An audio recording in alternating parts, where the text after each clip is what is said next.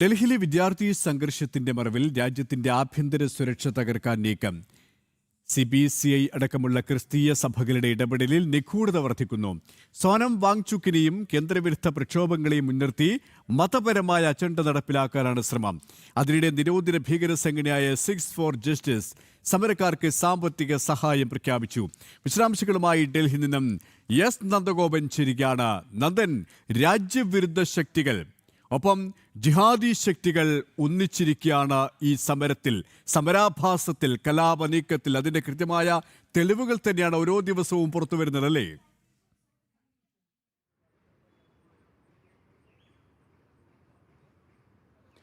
Suresh, NEET paper ചോർച്ചയുമായി ബന്ധപ്പെട്ടാണ് വിദ്യാർത്ഥികൾ ജന്തർ മന്ദിറിൽ ഒരു സമാധാനപരമായ പ്രക്ഷോഭം നടത്തുവാൻ വേണ്ടി തീരുമാനിച്ചത്.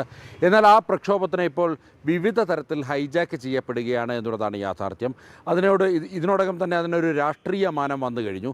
പ്രത്യേകിച്ച് പ്രതിപക്ഷ സഖ്യം അതിനെ ഈ ഒരു പ്രൊട്ടസ്റ്റിനെ ഏറ്റെടുക്കുവാൻ വേണ്ടി, ഹൈജാക്ക് ചെയ്യാൻ വേണ്ടി ഇതിനോടകം തന്നെ രംഗത്തെത്തിക്കഴിഞ്ഞു.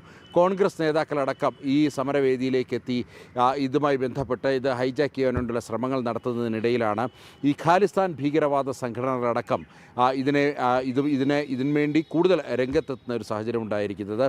ഈ സിഖ് ഫോർ ജസ്റ്റിസ് എന്ന നിരോധിത ഖാലിസ്ഥാൻ ഭീകര സംഘടന വ്യക്തമാക്കുന്നത് ഒരു തരത്തിലും കേന്ദ്ര സർക്കാരുമായി ചർച്ചയ്ക്ക് വിദ്യാർത്ഥികൾ തയ്യാറാകരുത് എന്നുള്ളതാണ്. മാത്രമല്ല, ഈ സമരവുമായി ബന്ധപ്പെട്ട് എത്ര പണം വേണേലും ഡോളറായി നൽകാമെന്നുള്ളതാണ് സിഖ് ഫോർ ജസ്റ്റിസിൻ്റെ വ്യക്തമാക്കുന്നത്. അങ്ങനെ സിഖ് ഫോർ ജസ്റ്റിസിൻ്റെ വ്യക്തമായ അജണ്ടയുണ്ട്. സിഖ് ഫോർ ജസ്റ്റിസിന് പ്രത്യേകിച്ച് ഈ രാജ്യത്ത് അരാജകത്വം സൃഷ്ടിക്കുക എന്നുള്ളതാണ് സിഖ് ഫോർ ജസ്റ്റിസിൻ്റെ അജണ്ട. ആ അജണ്ട ഇത്തരത്തിലുള്ള ഈ പ്രക്ഷോഭത്തിലൂടെ സാധ്യമാക്കുവാൻ കഴിയുമോ എന്നുള്ളതാണ് ഇപ്പോൾ ഈ നിരോധിത ഭീകര സംഘടനയായിട്ടുള്ള സിഖ് ഫോർ ജസ്റ്റിസ് ഇപ്പോൾ പരീക്ഷിക്കുന്നത്. ഇതിനൊപ്പം തന്നെ CBCIയും ക്രിസ്തീയ സംഘടനയായിട്ടുള്ള CBCIയും ഈ പ്രക്ഷോഭത്തെ അനുകൂലിച്ചുകൊണ്ട് പരസ്യമായി രംഗത്തെത്തുന്ന സാഹചര്യം ഉണ്ടായിരുന്നു. അതായത് ഈ വിദ്യാർത്ഥികൾ എന്ന പേരിൽ ഈ അക്രമികൾ പോലീസിന് നേർക്ക് നടത്തിയ വലിയ രീതിയിലുള്ള അക്രമങ്ങളെയും അല്ലെങ്കിൽ പോലീസ് ജനാധിപത്യപരമായി നടത്തുന്ന ചെറുത്തുനിൽപ്പിനെയും ഒക്കെ തന്നെ വളരെ തെറ്റായി ചിത്രീകരിച്ചുകൊണ്ട് അല്ലെങ്കിൽ മറ്റൊരു ദിശയിലേക്ക് ചൂണ്ടിക്കാണിച്ചുകൊണ്ടാണ് ഈ Catholic bishop conference of India ഈ സമരത്തിന് പൂർണ്ണ പിന്തുണയുമായി എത്തുന്നത്. ഏതായാലും ഇതിനൊക്കെ പിന്നിൽ വലിയ സാമ്പത്തിക സ്രോതസ്സുണ്ട് എന്നുള്ളതാണ് കേന്ദ്ര ഏജൻസികൾ മനസ്സിലാക്കുന്നത്. ഇതുമായി ബന്ധപ്പെട്ട് എന്താണ് CBCIയുടെ താല്പര്യമെന്നും സിഖ് ഫോർ ജസ്റ്റിസിൻ്റെ താല്പര്യം എന്താണെന്നുള്ളതാണ് ഇപ്പോൾ പ്രധാനമായും കേന്ദ്ര ഏജൻസികൾ അന്വേഷിച്ചു വരുന്നത്. ഏതായാലും സാമ്പത്തിക ലാഭമുണ്ട് എന്നുള്ളതാണ് പ്രധാനമായും പ്രാഥമികമായി കണ്ടെത്തിയിരിക്കുന്നത്.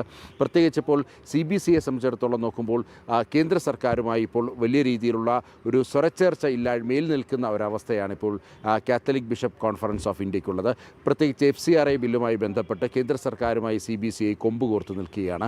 അവിടെ കേന്ദ്ര സർക്കാരിനെ ഏത് രീതിയിൽ ഇകഴ്ത്താൻ പറ്റുമെന്നുള്ളതാണ് സ്വാഭാവികമായും CBCI ചിന്തിക്കുന്നത്. അങ്ങനെ CBCIക്ക് വീണ് കിട്ടിയ ഒരു അവസരമായിരുന്നു ഈ വിദ്യാർത്ഥി പ്രക്ഷോഭം. എന്നാൽ വിദ്യാർത്ഥി പ്രക്ഷോഭത്തിന് പിന്നിൽ കൃത്യമായ രാജ്യവിരുദ്ധ അജണ്ടകൾ ഉണ്ട് എന്നുള്ളത് CBCI മനസ്സിലാക്കിയിട്ടും ഈ CBCI സമരത്തിന് പൂർണ്ണ പിന്തുണ നൽകുമ്പോൾ സ്വാഭാവികമായും CBCIയുടെ ഉദ്ദേശ ലക്ഷ്യങ്ങളിലും ചില നിഗൂഢതകൾ ഒളിഞ്ഞിരിക്കുന്നു എന്നുള്ളതാണ് അന്വേഷണ ഏജൻസികളും മറ്റും സംശയിക്കുന്നത്. ഏതായാലും അന്വേഷണ ഏജൻസികൾ ഇതിൻ്റെ സാമ്പത്തിക സോഴ്സ് അടക്കം ലക്ഷ്യമാക്കിക്കൊണ്ട് ഇതിനോടകം അന്വേഷണം ആരംഭിച്ചു കഴിഞ്ഞു.